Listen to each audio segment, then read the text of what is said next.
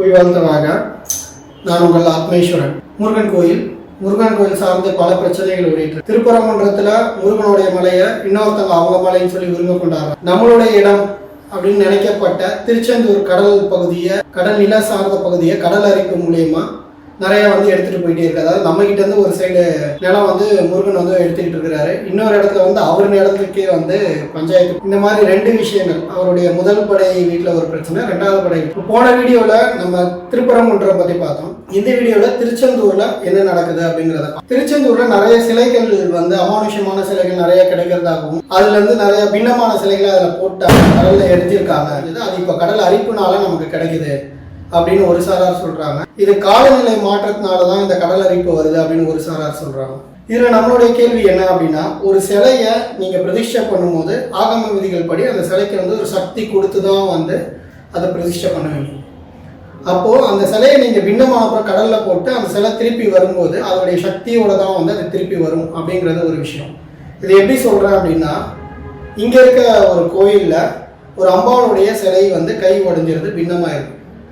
அப்போ அந்த சிலையை அவங்க தூக்கி எறிய யோசிக்கிறாங்க. தூக்கி எரிஞ்சிடலாம் அப்படின்னு முடிவு பண்ணியிருக்காங்க.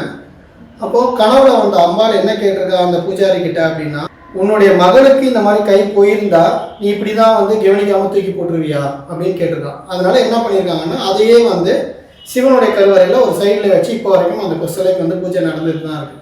ஸோ பின்னமாயிடுச்சு ஒரு காரணத்தினால அந்த சிலைக்கு சக்தி போயிடுச்சுங்கிறது அர்த்தம் இல்லை. இப்போ இது ஒரு காலநிலை மாற்றம் அப்படின்னா இது ஏன் இந்த நேரத்தில் நடக்கணும்? அதாவது திருப்பரங்குன்றத்தில் ஒரு பிரச்சனை நடக்கும்போது திருச்செந்தூர்ல ஏன் இந்த மாதிரி நடக்கணும் அப்படிங்கிற ஒரு கேள்வி வருது.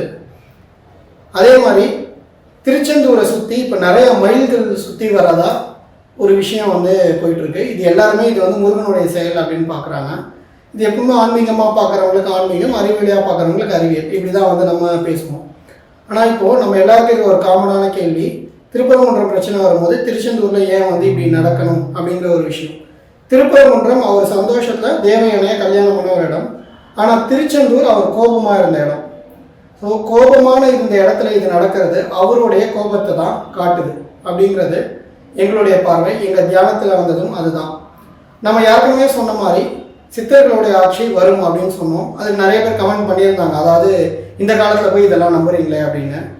இந்த காலத்தில் போய் இதெல்லாம் நம்புறீங்கன்னா நாங்கள் அதுக்கு முன்னாடியே ஒரு விஷயம் சொல்லியிருந்தோம். நல்லாட்சி அப்படிங்கிறது தான் நாங்கள் பயன் பண்ணுறது. அதாவது நல்லவர்கள் சேர்ந்து ஆட்சி அமைப்பாங்க அப்படின்னு.